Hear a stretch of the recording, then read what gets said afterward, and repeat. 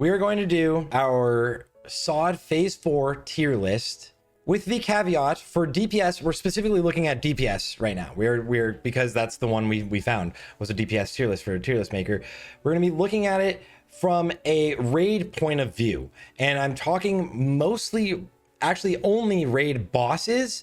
And I will have special mention for Shadow Priest for utility, but raid bosses specifically, which is interesting because there are also a lot of bosses that do have cleave, and we'll get into that. So let's take a gander, and we'll start with Feral Druid. Feral Druid now has some of the most insane toolkits we've ever seen. It's the one class that was waiting for all of its talents to come online for Furor, so you could power shift, as well as Omen of Clarity. And it's not even just Omen of Clarity, but it does proc pretty often, and it will proc more often with world buffs that increase your haste.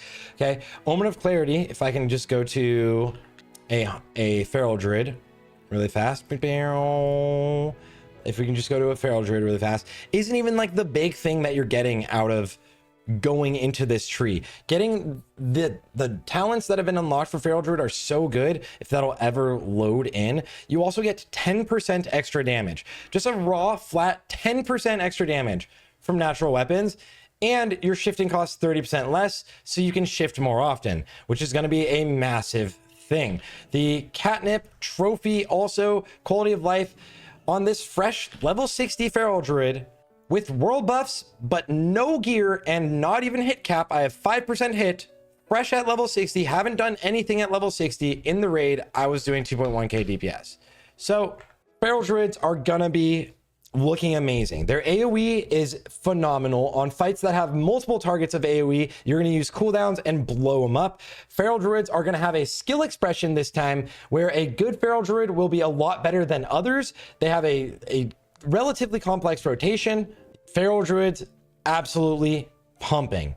Okay, Feral Druids definitely in the S tier. Congratulations, it's the first time Feral Druids have ever been in the S tier. In dungeons, they're the strongest class, tied with Ranged Hunter, which everyone sees. I talk about this way too often. Everyone sees Ranged Hunter as like super overpowered in dungeons. It's still even not even a good Feral Druid, because Feral Druids literally just need to press one button. It's swipe. You literally press one button and you do more damage than the Hunter. I don't know why people are bad at doing that. It's impressive, but it is what it is. Feral Druid, S tier in the raid. Melee Hunter. Melee Hunter is going to go into the B tier, just flat out. If you're playing Melee Hunter, you have a more complex rotation than a raw turret ranged hunter that's just going to sit back and do its own thing, which has a pretty simple rotation as long as you can hit your traps, and does more damage. Melee Hunter has a more complex rotation than that and does not do the damage. So RIP to Melee Hunter. Although a good hunter is going to be Melee Weaving. The best hunters will be Melee Weaving, but only... are we going to do the paint thing again? I know you guys have had to sit through this a couple times, and I apologize, but a good hunter is going to be Melee Weaving only on fights that it's good to Melee Weave on. Is this a thing? Yeah. I don't know why I did a hexagon, but we're doing a hexagon or pentagon thing, whatever. So this is the boss, and this is the hunter. Now this is the boss. Okay, I'm done. And this is the hunter. Right here. You're right here, okay? Not lying. I don't know how to use paint, apparently. Okay, there you are. You're the hunter. The boss, you need to run in, melee the boss right here, and then run back out. These are the ugliest arrows of all time. Efficiently, that's for melee weaving. But if the boss is big like this, you also need to run in and drop a trap all the way in there, which means you have to run twice the distance and run all the way out if the boss is big. Any boss that has a big hitbox, because the difference between the melee hitbox and the boss's actual center is so different, then you will lose so much DPS trying to melee weave, because you have to trap as well as melee. It is so inefficient. So any big boss, things like Azure Ghost, Kha'Zix, if you've tried melee weaving in this instances for the world bosses right now, you've probably realized that it's absolute dog doo-doo AIDS. Don't do it, okay? Don't do it. You had to do the Pentagon. It had to get nuked, okay? So most of the time, you're just going to be sitting back and turreting. That's why I have a spec that is a spec that allows you to do both. But when you can melee weave, it is going to be a huge boost in DPS. When you can melee weave, Hunter's going to be up in the S tier. But in general, also that's going to require a lot of skill if you're max weaving. Good hunters are going to sit around the top of the A tier. That is where good hunters are. Hunters, you are now in the A tier. Congratulations. You are doing solid. Not great, solid in the raid. You're doing amazing in dungeons. You're so strong in dungeons, and in PvP, entrapment is so busted still that they should have just nerfed entrapment instead of ranged frost trap, but whatever. So, hunters, A tier. Fury warriors, you're going at the end. Arms warrior, you're not a thing. BM hunter, you're not a thing. Arcane mage, you're a healer. Elemental shaman, pretty solid in dungeons, super cracked out in PvP. I need more information to give a good basis of this. It doesn't look like they're ridiculous scaling. They're gonna go have mana issues unless you're chugging green mana pots, which are flasks of distilled wisdom. You can just chug these on repeat. You're gonna struggle a little bit on AoE pulls. On AoE pulls, you'll be like this. And in general single target, I think you're gonna sit around the C tier. But again, this one has a caveat. I'm not 100% sure. This one, I can't give you an accurate estimation. I'm not playing Horde. I've seen a lot of logs, but I also haven't seen the best Ele Shamans in the world and haven't theory crafted with them. So maybe let's put them in B tier for now. Unfortunately, I don't have enough information. Okay. Rogue is finally, at least early in this raid, gonna be the strongest class. Rogue is gonna be the strongest class early on in this raid. Rogue is the class to beat. If you've seen rogues in your dungeons and you realize rogues are doing no damage in dungeons, it's because rogues are the worst dungeon class in the game. They have the worst cleave. Blizzard nuked their cleave. Phantom Knives wasn't even good already. Blunderbuss got nuked to the ground, which is crazy to me because it was already like a 12 or 16 second CD on the PTR. It was so slow. It was awful. But the damage, they even nuked the damage. Rogue's AoE is awful. You have Blade Flurry is going to be super effective on some boss fights where you have cleave. Rogues are looking amazing. Rogues are already doing like 3,000 DPS on the world bosses, and that's before we even had the Rallying Cry of the Dragon Slayer buff. Rogues are looking absolutely amazing. Gonna be giga pumping. So beautiful. You love to see it. I could actually almost shift things down from like these two are kind of in their own league with Shaman tank. If this was a tank Shaman, they're kind of in their own league, and like Fire Mage is like right there, which is interesting, right? Fire Mage is like right there, but not right on top of them, which then means, do you put it in an A+ tier, right? Special mention for Backstab Rogue, don't do it. If Backstab Rogue is for if you're playing dungeons, you'll just swap to Backstab Rogue for dungeons, right? Just like if you're playing Saber Slash Rogue, you can do it. You're probably technically the bottom of A tier, but like, why do it? Sure. I almost want to give another tier because these are like S cracked right now, and then there's like mages are better than hunter. What do we think? Should we lower this to B and this to A and this to A+ or S? Go like this. Get out of here. Maybe. All right. That's a maybe. Okay. Retribution Paladin, Frost Mage is like A. They're very good. Frost Mage can be very good, maybe top of B, but like bottom of A. Can be very good. You need one. And there's like a lot of efficiency. They're actually really powerful. Fire Mage is like what should theoretically scale. Boomkin, really good in dungeons and hang out with the boys in the B tier in the raid. Unfortunate as it is to say, just play a Feral Druid. Why are you playing a Boomkin? Be a Resto Druid that throws out Wraths so that you have the 20% nature damage buff for your raid. Because if you don't have that, you're kind of griefing. So Boomkins get to go there. Okay. Retribution Paladins. Now, right now, we're seeing Ret Paladins at like 2.6k, 2.8k DPS on Doomlord Kha'Zix. They are kind of pumping. A good Ret is absolutely pumping. I would put them in the A tier, right behind ranged hunter, right behind hunter.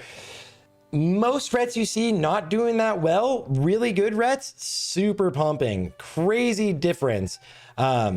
Crazy difference. Like it's very interesting.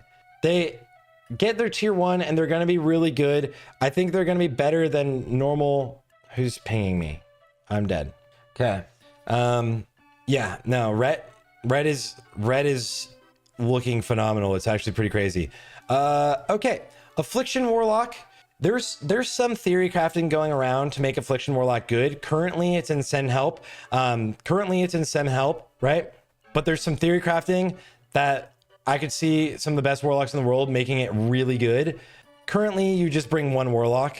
Currently, that's kind of the thing. Destro Lock could be in the bottom of the A tier, as like if it's the only Warlock, it's the bottom of the A tier. And if you have a Warlock tank, like why are you bringing a Destro Lock tier when you could bring more mages?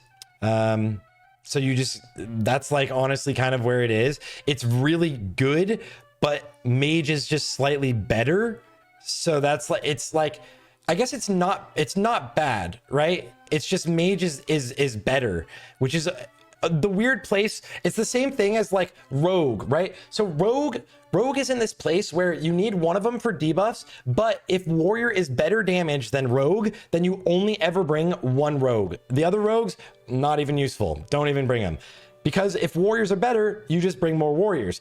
It's the same instance for Warlocks. Warlocks bring the most useful debuffs in the game, pretty much. Now, technically, if we be realistically, Rogues bring the most useful debuffs in the game. Now that they have double poison. But Warlocks with Curse of Wreck, which, by the way, most of your Warlocks don't press Curse of Wreck and belong in the fucking garbage bin. If you don't press Curse of Wreck, you do not belong in a raid. Brutal honesty. That's not no fair, dude. No, but it's honest. It's brutally honest. You are losing so much damage for everyone. Your whole raid for yourself by not pressing Curse Wreck. It's mind blowing. It's like all of the Warriors these days that don't track Sunders anymore because they're used to Priest doing it for them. It's fine because in raid, you'll just have Rogue doing it for you. Totally fine. Totally fine. But like if Sunders aren't up and you're not pressing them as a Warrior, you just went from like doing a ton of damage to doing no damage. And you're like, why is my class so bad? Because you, okay? That's why your class is so bad, because of you. Okay. Yes, Mutilate Rogue, very good still, even after the nerfs, very good still. It's going to go into this raid as the strongest class if you have Fell Striker. I guess that's a relatively large caveat, but a lot of people seem to have Fell Striker already, so like it is what it is. Shadow Priest is kind of in its own world where utility wise it's absolutely insane to bring Shadow Priest and to bring maybe even more than one, because of the healing and mana from a Shadow Priest is crazy, but its single target DPS is lackluster. Last phase, I put Shadow Priest in the S tier purely out of its utility, and I don't think today we kind of talked about, today we're looking at boss damage and not utility, which means they kind of do end up being the top of the B tier. But right now in your dungeons, if you see a good Shadow Priest in your dungeon, they are S tier right now in dungeons. They can do more damage than well, obviously than Rogue, but like it's literally the best classes in dungeons right now are Feral Druid, then Hunter, then Feral Druid, then Hunter, then Shaman, Tank, then Shadow Priest. But in a raid, it's different for their damage. There's a lot of AoE damage situations where if they multi-dot, they'll be really solid if things don't get cleaved down too fast. And also, is that effective damage? I think Shadow Priest needs to get buffed. That's a brutal, honest take. I think obviously they're still really strong in PvP, but they're not like oppressive anymore in PvP. The things you're all worried about in PvP are Hunter, Traps, and Shamans. Everything else, or like if you're 1v1ing someone, then a Rogue, right?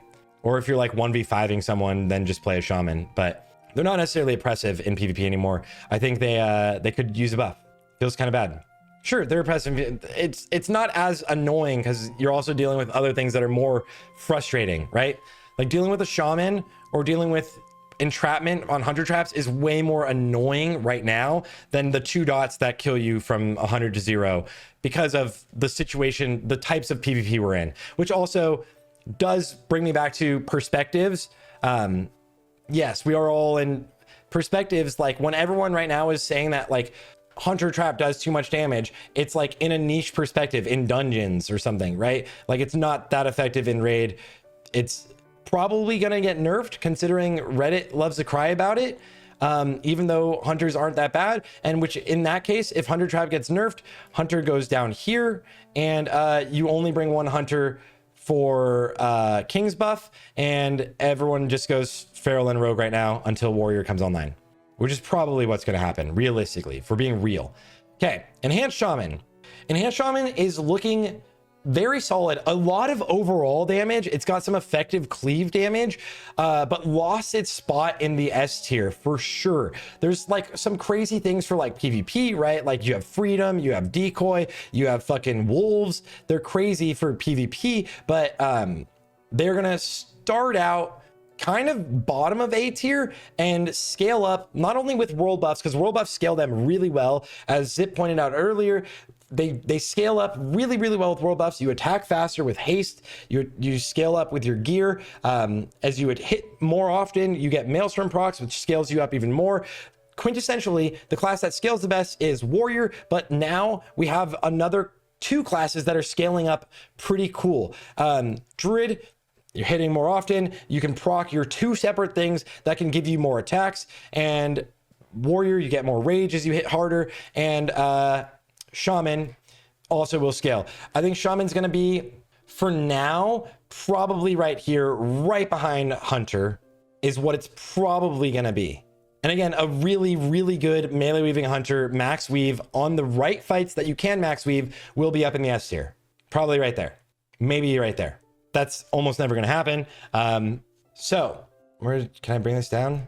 Whatever. Okay. This guy. Let's talk about this guy. Where do you guys think this guy sits? Fury warrior. Is it dead or is it god? Are we human or are we dancer? Everybody was always crying that Fury warrior is dead this phase. They're so bad. Fury warrior is the worst. Wrong. Of course we know this is wrong. Okay. Fury warrior is gonna probably go into the raid kind of like right here. They're going to go into the raid with full bis, pre-bis. A good Fury Warrior is going to go into the raid kind of like right here, right? Except for there's effective cleave fights. Atos was saying this earlier, right? And you guys should be able to trust him because he has like some experience playing Fury Warrior. If we were to go into... Oh, he actually got owned. He actually got X and M. All of the 100s. XN making Atos look terrible. Let me just show you guys one thing really fast. Let me just show you. Remember when people were like, warriors aren't that good? 5,000 DPS first boss. That's not even his highest though. He has an Autalarion. There's warriors doing 5.8k on Autalarion. Is it on this character he was on? Sorry, 5.6 thousand DPS as the tank. That's just hilarious. Short fight, perfect fight for that.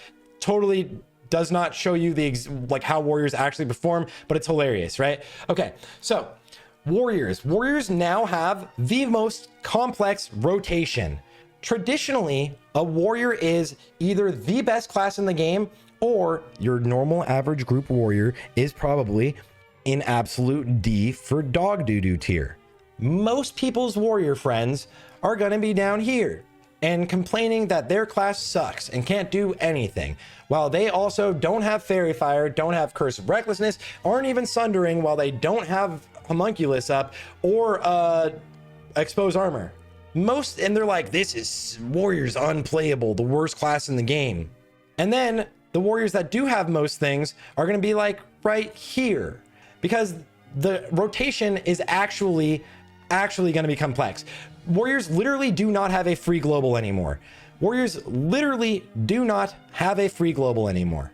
Especially when you get your tier gear, you are stance dancing, what is it, every 9 seconds while having 6 to 8 abilities to press. But the best warriors as the phase progresses, go up here. And that's not just, this is like overall. So like warriors and rogues will be fighting for single target DPS, but then there's fights where there's 2, 4, 6 targets you can cleave, and warriors are gonna shit on everyone. If there's 6 targets, then Feral Druid can beat a rogue. If there's 2 to 3 targets, rogue will be Feral Druid. Warrior is gonna have the biggest difference in skill expression this phase that it's ever had, which is crazy to think about. If we go back to Warcraft vlogs, and this is always the thing, everyone always thinks warriors are bad when warriors are by far look at this in last raid, all percentiles, warriors were the third. Let me just hide my face cam really fast so you guys can understand the difference of a good warrior. And this is where the average is, right? Their lower average is the only people lower than them is literally Arcane Mage on their lower average, and fucking Feral Druids that weren't playing the game for some reason. Okay, but look how high good shamans are. Okay, last phase, look at that. It is not even in the same league. You're literally not even in the same league. And this isn't just like your one good warrior. This is every good warrior is up here. But for some reason, I don't know what it is about the warrior class, it attracts everybody that loves the game and does not want to get better. For some reason, first of all, warriors require a good group. You need your group to be stacked with your group buffs. You need buffs on yourself, and Classic is all about debuffs. Classic is all about debuffs. I don't know how I can stress this more to people. People don't understand this, even in some of my raids, and I literally call it out every day. Classic is all about debuffs. It's crazy. You will go from doing 1000 DPS to doing 2000 DPS just by having someone press Curse of Wreck, Sunder, or fucking any of the other armor debuffs, and Fairy Fire. Just those. Just that. It's not even all about kill times. Just that. That's all you need. But then it becomes about kill times and skill expression. And Warrior didn't even have that big of a skill expression last phase. It wasn't that hard to play Warrior last phase, which means this phase, the difference is going to be Warrior right here, and the bad Warriors are going to be the worst class in the game because the skill expression is so much larger now. It is so much larger now. Warrior has become such a large, similar Feral Druid will have a very large skill expression. Hunters as well will probably have a fairly large skill expression. And for some reason, Rogue, when Rogue is just super easy, for some reason, most Rogues you play with don't press their easy buttons. So the difference between what the classes actually can do and what you'll see will probably change drastically. Most warriors you will end up seeing will probably be in dog shit tier, but as a good placement for warriors, they're going to the bottom of the S tier. Sure, they could be next to Fire Mage. As the phase progresses, Fire Mage comes up here too, but it is what it is, right? Right now at the beginning of the raid, these guys kind of aren't all in the same tier. Like at the beginning of the raid, as we enter into the raid, Rogue and Feral are kind of up there by themselves. Right now, they're kind of up there doing their own thing by themselves right now. A good Fire Mage, which isn't even that complex, but it's crazy to see that like without world buffs, you're seeing a good mage hit 2.1k to 2.5k DPS without world buffs, which is impressive. Shout out to Zip. In an 11-man split, right? So Fire Mages are going to shoot up and do well. If the raid does have bosses that are fire immune and bleed immune, this all changes and it's all dead. But going into the raid, this is what we're pretty much going to see. Crix, you're going to be on Warlock. I hope you're doing DPS. If you out DPS me on one fight, I want to make a bet. If you out DPS me on one fight, 50 subs. If I out DPS you on all fights, 50 subs. All of the healers are good, Gifler. Right now, every single healer is good. I guess we could do a tank ranking, but every healer is really good. Shaman and Resto Druid feel like super cracked as healers. Yeah, I mean, obviously, well, I mean, I guess, sure, mana issues on Kaz. I was like, Azure Ghost casters can't do shit. Azure Ghost casters can't do anything, right? There it is. If you disagree with me, let me know in the comments. about how I'm wrong and stupid and don't understand the game, because how is Warrior ever going to be out of the D tier? No way. Warriors, how is Hunter not the best class of the game? I've seen only Hunters doing damage in my groups. Do more than them. That's my answer.